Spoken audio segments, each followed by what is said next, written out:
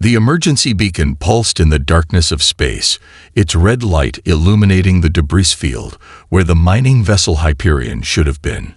Lieutenant Commander Zhang of the Galactic Council's Emergency Response Division watched the sensor readings with growing unease. This marked the 7th disappearance in 3 standard weeks. Analysis complete, sir, his science officer reported, her scaled fingers dancing across the holographic interface.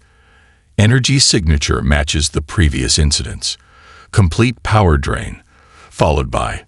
She hesitated, mandibles clicking nervously. Sir, the quantum distortion readings are off the charts again. Zhang's inner eyelids flickered. The closest his species came to a human frown. The Hyperion had been carrying a crew of 300, mostly Centaurians with their advanced energy processing capabilities. How could anything drain a Centaurian vessel dry without leaving a trace? The emergency channel crackled to life. This is Research Station Delta 9. We have visual confirmation of, by the eternal stars. The transmission dissolved into static. Put it on screen, Zhang ordered. The view screen flickered to life, showing the research station orbiting a gas giant in the Proxima system. As he watched, a shadow passed across the station's external cameras. At first, it appeared to be a simple sensor malfunction, a darkness that shouldn't exist in the starlit void. Then the darkness moved. It twisted in ways that made Zhang's eyes hurt, its form simultaneously massive enough to engulf the kilometer-long station and somehow insubstantial as starlight. The station's lights flickered once, twice, and then went dead. When the emergency lights kicked in, they illuminated something that defied comprehension. The creature, if it could be called that, seemed to phase through the station's outer hull like it was moving through water. Its body rippled with patterns that resembled the aurora borealis of Earth, but in colors that shouldn't exist. The station's powerful shields, designed to withstand meteor impacts and solar flares, might as well have been missed before it. Multiple distress calls incoming, his communications officer announced, her crystalline form vibrating with stress harmonics. 17. No. 23 stations reporting similar sightings across 3 sectors. The Rigel Defense Fleet is engaging one of the entities. The view screen split to show the Rigel engagement. The pride of the Galactic Council's military forces, led by the dreadnought Star Ascendant, opened fire with enough firepower to crack a small moon. The energy weapons passed straight through the shadowy form. Kinetic rounds disappeared into its mass without effect. Then, in a movement that seemed almost casual, the entity brushed against the Star Ascendant. The massive warship's power core died instantly. Emergency systems, backup generators, even the crew's personal devices, all drained in seconds. The dreadnought drifted, dark and lifeless, as the creature moved on to its next target. Council Executive Session Emergency Broadcast, the communications officer reported.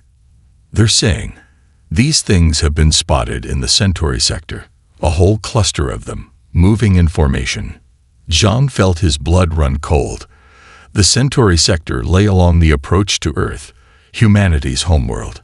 The species that had only recently joined the galactic community, yet already showed such promise in quantum mechanics and dimensional theory. Send everything we have to the Council, Zhang ordered, and prepare a first contact package for Earth. They deserve to know what's coming. He watched as the shadow being dissipated into what looked like quantum foam before vanishing completely, leaving the lifeless station behind. And send a message to the Science Division. Tell them these entities aren't just consuming power, they're converting it into something else, something our sensors can't even detect. As his ship prepared to jump to the next distress call, Zhang couldn't shake the feeling that these weren't just random attacks. There was a pattern here, a purpose. He only hoped someone could figure it out before more lives were lost to these shadows in the stars. Dr. Sarah Chin was in the middle of analyzing quantum entanglement data when every screen in NASA's Quantum Research Lab went dark. Moments later, they flickered back to life, displaying the same message. Incoming transmission. First contact protocol initiated. She blinked at her screen, certain she was hallucinating from too much coffee. The lab's quantum detection array was going crazy, picking up distortions that shouldn't be possible in normal spacetime. "Everyone to the main conference room," Director Matthews announced over the intercom, his usually steady voice trembling slightly. "This is not a drill." 20 minutes later, Sarah sat among her colleagues as they watched a fleet of sleek, crystalline ships enter Earth's orbit. The vessels moved with impossible grace, their hulls refracting sunlight in ways that made them look like floating diamonds. The alien transmission began playing on the main screen. Lieutenant Commander Zhang of the Galactic Council spoke in perfect English, explaining the situation with remarkable clarity. As he described the shadow beings consuming power across the galaxy, Sarah found herself drawn to the sensor data scrolling across the bottom of the screen. "Wait," she interrupted, earning surprised looks from her colleagues. "Can we see those energy readings again?" The alien commander paused mid-sentence about evacuation protocols. Sarah stood up, walking closer to the screen. "Those oscillation patterns in the quantum field, they're not random." She pulled out her tablet, quickly overlaying the alien sensor data with her own recent quantum experiments. "Look at this. The way these entities move through space. It's exactly like quantum particles during our last series of entanglement tests, just on a macro scale." Director Matthews leaned forward. "Dr. Chen, what exactly are you suggesting? These beings, they're not just moving through space, they're moving through quantum states. The power drain isn't destruction. It's..." She paused, searching for the right words. "It's like they're trying to mesh frequencies with our dimension." The alien commander's expression shifted to something unreadable. "Are you saying these entities are attempting communication?" "Not exactly. But look at the pattern here." Sarah highlighted a sequence in the data. "This is what happens when quantum particles try to achieve stable entanglement. If these beings exist primarily in a quantum state, then their interactions with our conventional matter would look exactly like this." Another scientist finished, excitement building in his voice. The next few hours became a blur of calculations and theoretical physics. While other nations began constructing planetary defense systems, Sarah's team worked on modifying their quantum sensors. The alien representatives watched with increasing interest as the humans approached the problem from an entirely different angle. "Your species," Zhang observed, "is the first to suggest these entities might be something other than a threat." Sarah barely heard him, focused on the latest data stream. "Because we're still new to space. We haven't learned to fear what we don't understand yet. Look at this pattern. It repeats every time they encounter a power source. They're not attacking. They're trying to slow down enough to interact with our dimension. It's like trying to have a conversation with someone while you're both running at different speeds." A new alert blared through the facility. The shadow beings had been spotted at the edge of the solar system, moving faster than any previous encounters. "They're coming straight for Earth," Zhang said gravely. "We should begin evacuation procedures." "No," Sarah replied, her eyes fixed on the quantum readings. "They're coming here because Earth's quantum signature is different. Our experiments with quantum entanglement, we've been accidentally sending out a signal that they can recognize." She turned to Director Matthews. "I need access to the Large Hadron Collider and every other quantum research facility on the planet. If I'm right, we might be about to make the most important breakthrough in human history." "And if you're wrong?" Zhang asked quietly. Sarah watched the shadow beings approach on the main screen, their forms distorting space itself around them. "Then we'll have front row seats to an amazing scientific discovery right before the end." The Lunar Observatory's quantum sensors hummed with energy as they tracked the approaching entities. Dr. Chen hadn't slept in 36 hours, but her eyes remained fixed on the holographic display, showing the shadow beams' movements across the solar system. "They're slowing down," she announced to the crowded control room. Scientists from 27 countries packed the space, along with several alien representatives from the Galactic Council. "Look at the pattern change." The nearest shadow being had just passed Mars, its vast form rippling with those impossible colors. But instead of the direct approach they'd shown in other systems, these entities were moving in complex spirals, their paths forming intricate geometric patterns in space. Energy drain minimal, reported Dr. Patel from his station monitoring the Mars colonies. They're barely skimming the surface of our power grids now. Whatever they're doing, it's different from previous encounters.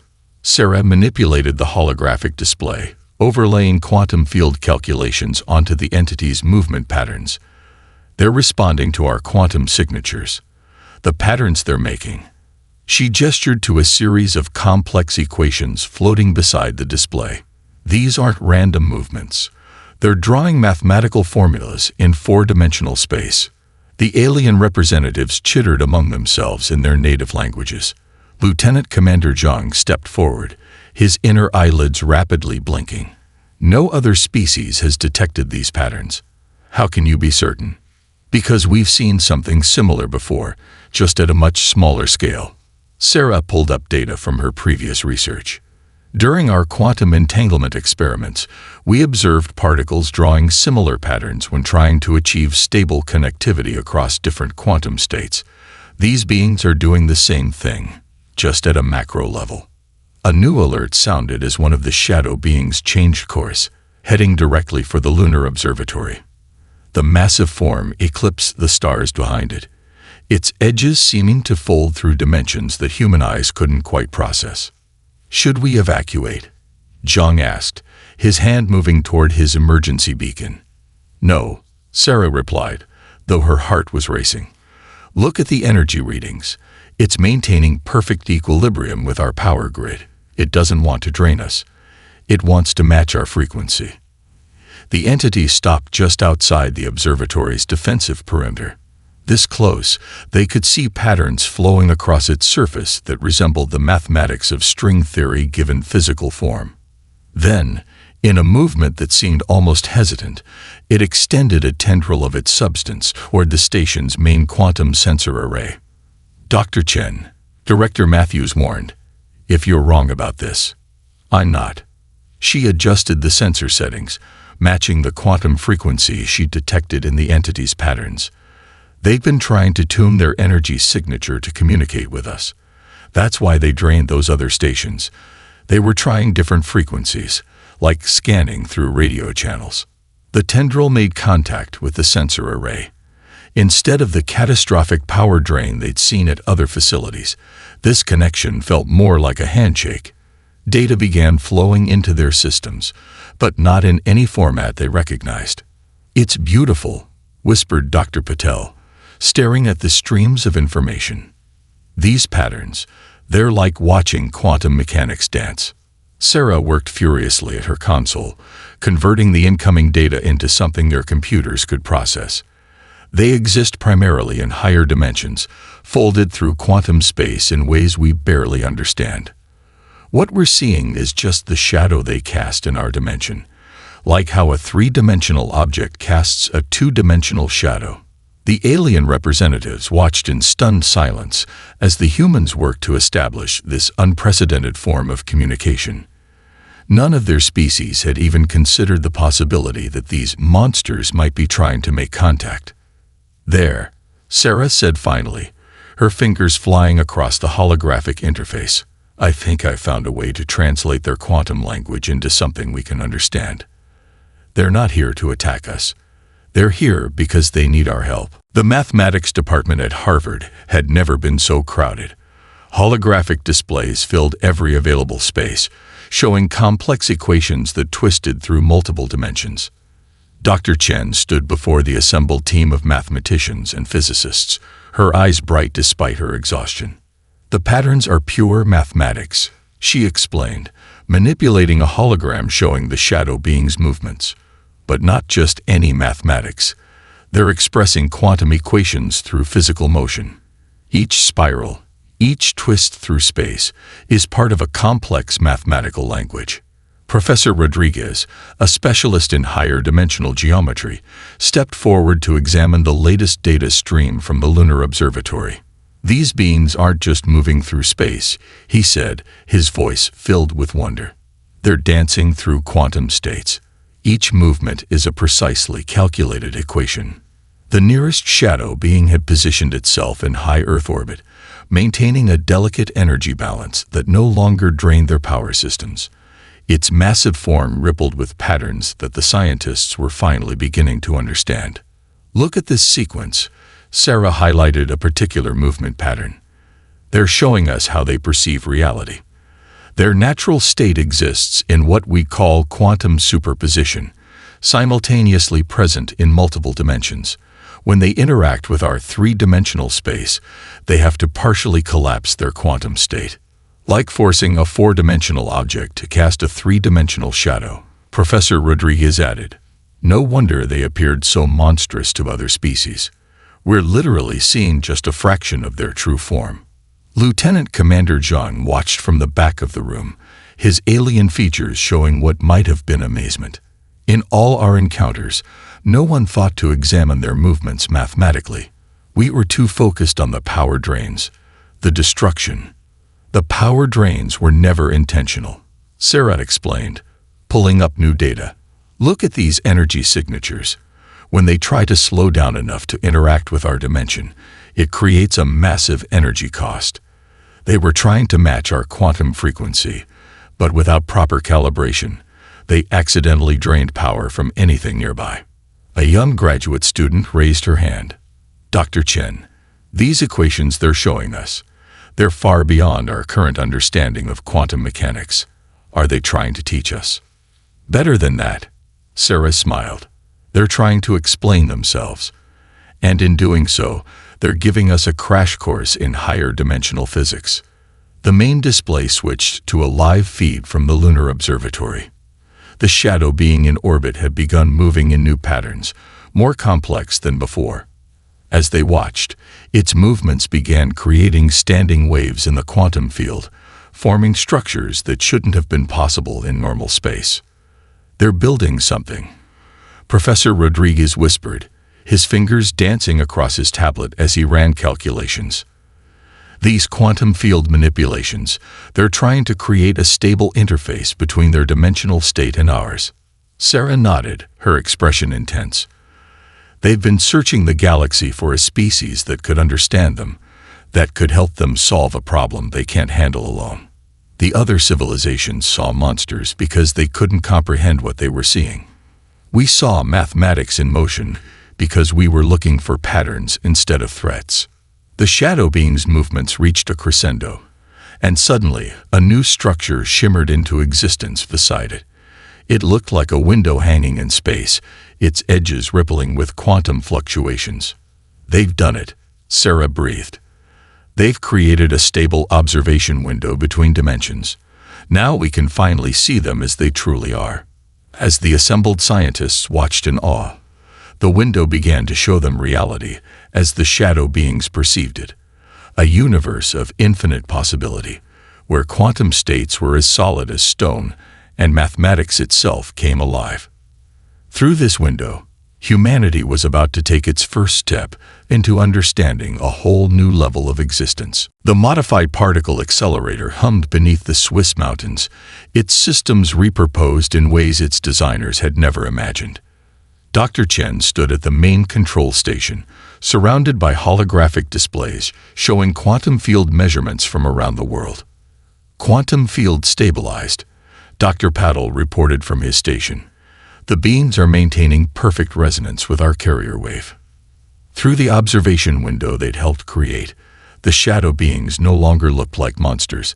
Their true forms were breathtaking constructs of pure mathematics, each one a living equation that moved through dimensions as easily as humans walk through air. All stations report ready, Sarah announced, her fingers hovering over the final activation sequence. Beginning quantum channel synchronization in 3, 2, 1. The particle accelerator's energy output shifted, creating a precisely tuned quantum field that matched the being's natural frequency. The nearest entity responded immediately, its form flowing through the quantum window like liquid light. For the first time, clear communication became possible. The being's thoughts arrived not as words, but as perfectly formed mathematical concepts that the computers translated into human language.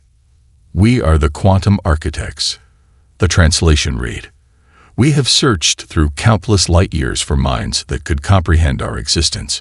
You are the first to see us as we truly are." Professor Rodriguez leaned forward, his eyes wide. "Your civilization. You exist primarily in quantum space." "We evolved in the quantum foam between dimensions," came the response. "What you perceive as reality is merely one layer of existence. We build and maintain the quantum structures that support the multiverse." Sarah's hands flew across her console as she processed this information. "You're engineers on a cosmic scale. The patterns we saw in your movements, those weren't just communication, were they? They were maintenance protocols." "Correct." The being's form shifted, creating complex geometric patterns that the computers struggled to render. "We manipulate quantum fields to maintain dimensional stability. Our work prevents universe-wide entropy cascade failures." Lieutenant Commander Zhang stepped forward, his alien features showing confusion. "If you are dimensional engineers, why have you been appearing across the galaxy, draining power sources?" The beam's response came with a ripple of quantum disturbance that their instruments recognized as distress. "We are seeking help. Our home dimension is becoming unstable. The quantum foundations are failing. Without intervention, the collapse will cascade through multiple realities." Sarah felt her heart race as she understood the implications. "That's why you've been searching for a species that could understand you. You need help stabilizing your dimension before the collapse affects ours." "Yes." The beam's form pulsed with what their instruments interpreted as urgency. "Your species uniquely combines quantum understanding with physical engineering capability. You see patterns where others see chaos. You seek understanding where others respond with fear." Holographic displays showed the quantum window expanding, revealing more of the being's home dimension. It was a realm of pure possibility, where quantum superposition was the natural state and reality itself flowed like music through space. "The power drains were unintentional," the being explained. "Each attempt to communicate required us to partially manifest in your dimension. Without proper synchronization, this created quantum energy gradients that affected your power systems." Sarah turned to the assembled scientists and officials. "Now that we can communicate properly, we can work together to solve this. Their understanding of quantum mechanics centuries ahead of ours, and we have the physical engineering capabilities they need." "There is little time." The beam's translation appeared. "The dimensional instability grows. Will you help us prevent the collapse of realities?" Sarah looked around the control room, seeing the same expression of determination on every face, human and alien alike. What had started as a story of terror had become humanity's greatest opportunity to prove itself on the cosmic stage. "We'll help," she said firmly. "Tell us everything we need to know about quantum dimensional engineering. It's time to save the multiverse." The holographic display in the United Nations General Assembly showed a simulation that made even the most seasoned scientists catch their breath. Multiple dimensions, represented as intersecting planes of light, began to destabilize and fold in on themselves. "This is what we're facing," Dr. Chen explained to the assembled world leaders and Galactic Council representatives. "The quantum architect's home dimension is experiencing a cascading failure. As it collapses, it will create a chain reaction through the quantum foam that connects all realities."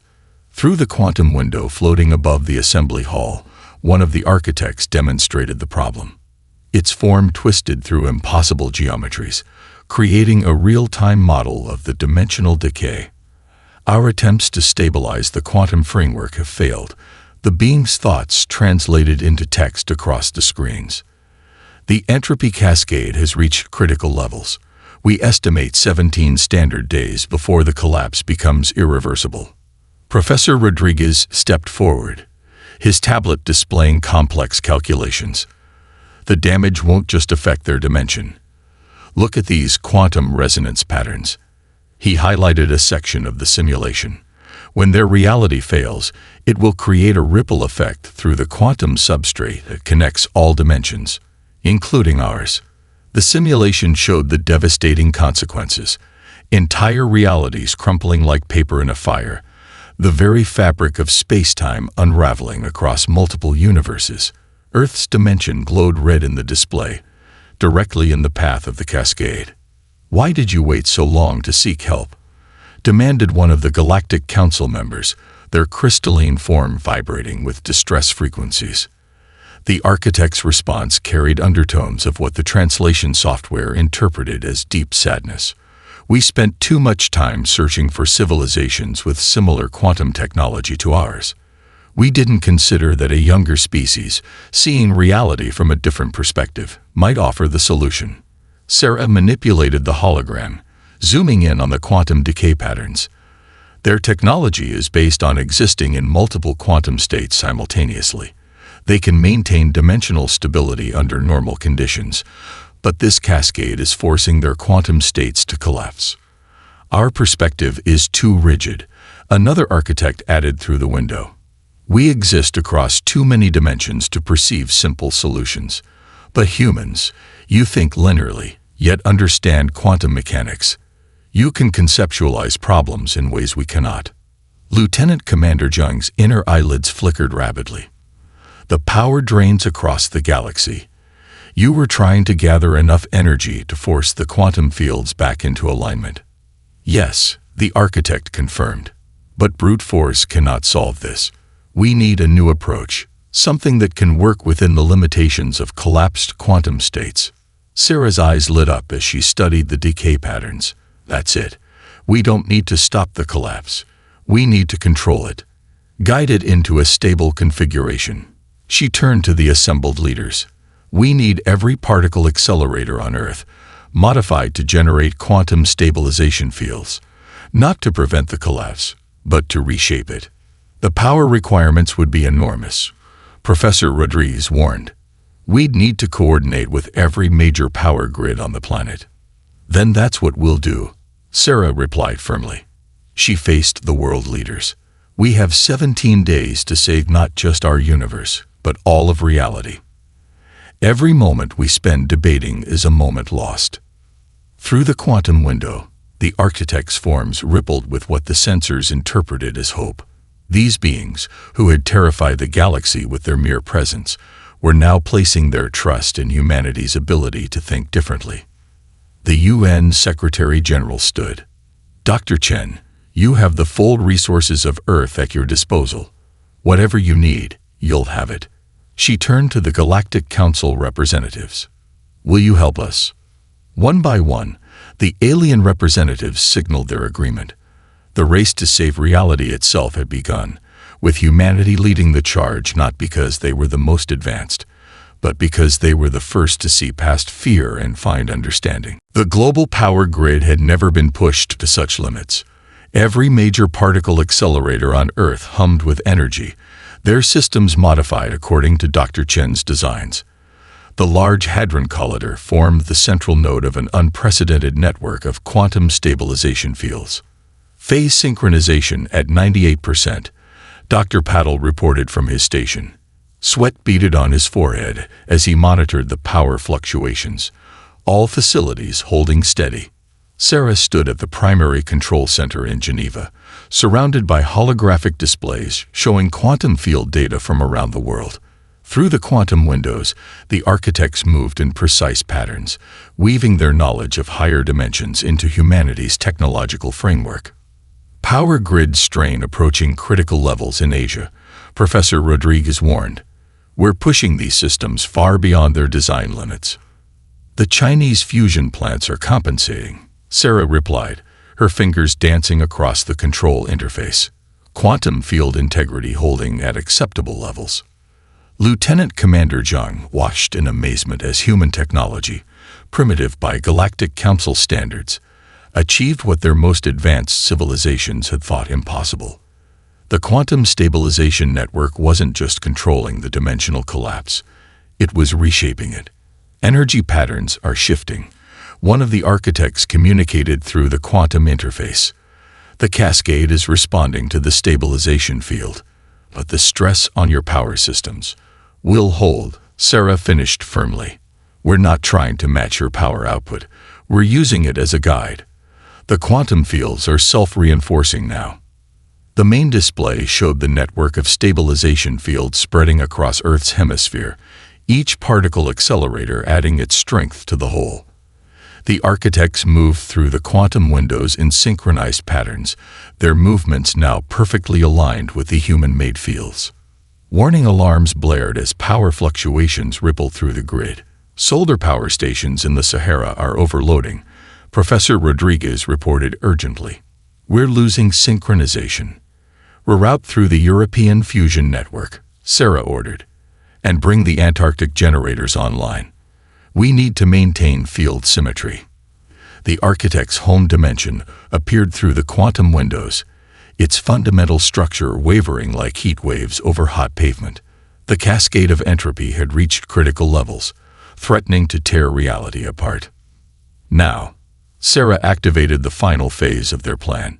Every particle accelerator on Earth fired simultaneously, their energy channeled through precisely calculated quantum pathways. The architects moved in concert with the fields, their natural ability to exist in quantum superposition amplifying the effect. The dimensional collapse began to slow, then stabilize, guided by the combined effort of human technology and the architect's quantum manipulation. Through the windows, they could see the fabric of reality gradually reforming into new stable patterns. It's working, Professor Rodriguez breathed, watching the quantum field measurements stabilize. The cascade is being channeled into a controllable configuration. Lieutenant Commander Zhang's inner eyelids flickered rapidly as he studied the readings. You're not just stopping the collapse. You're restructuring the quantum framework itself. The architects showed us how their dimension naturally exists, Sarah explained, making minute adjustments to the field harmonics. We're not trying to force it back to its original state. We're helping it evolve into a new stable configuration.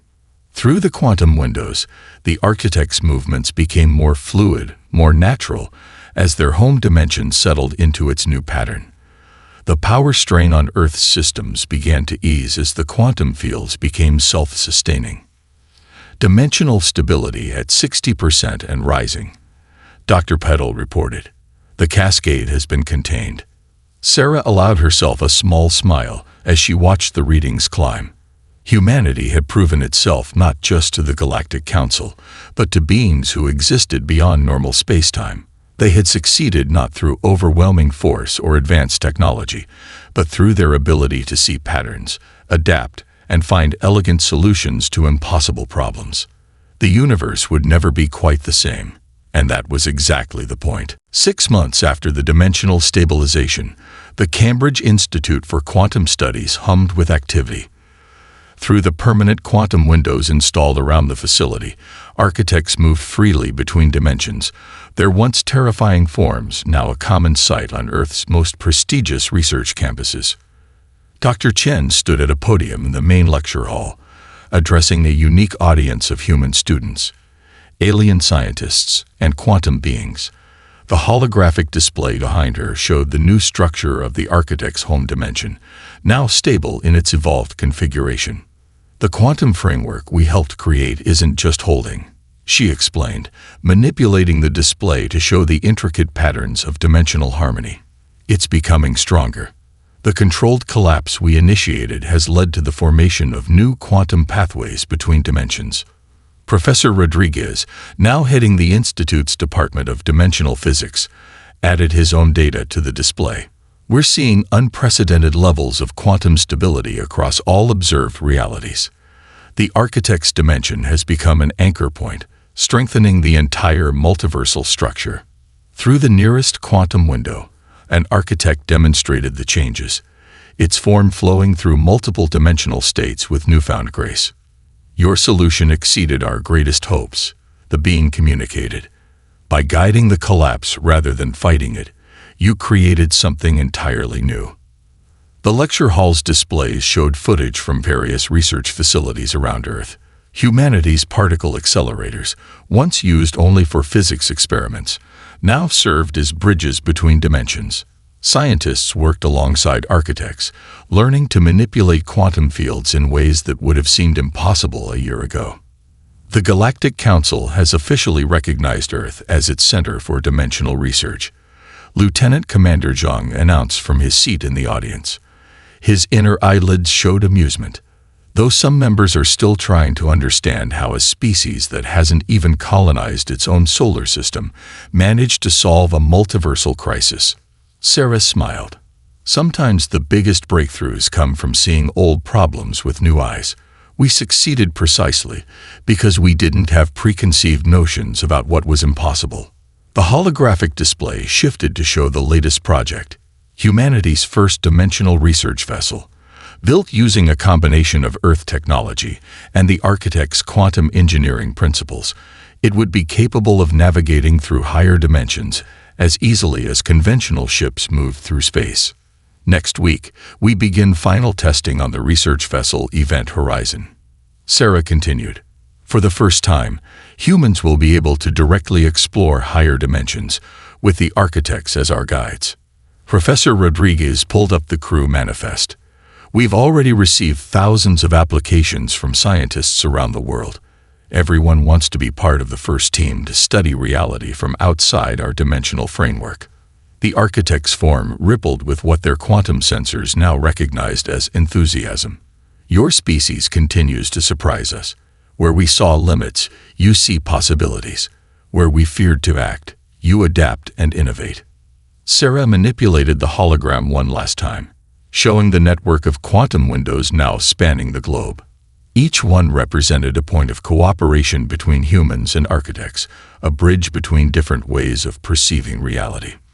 1 year ago, the galaxy saw monsters in the void, she said, looking across the diverse audience. Today, we're working together to unlock the fundamental secrets of existence.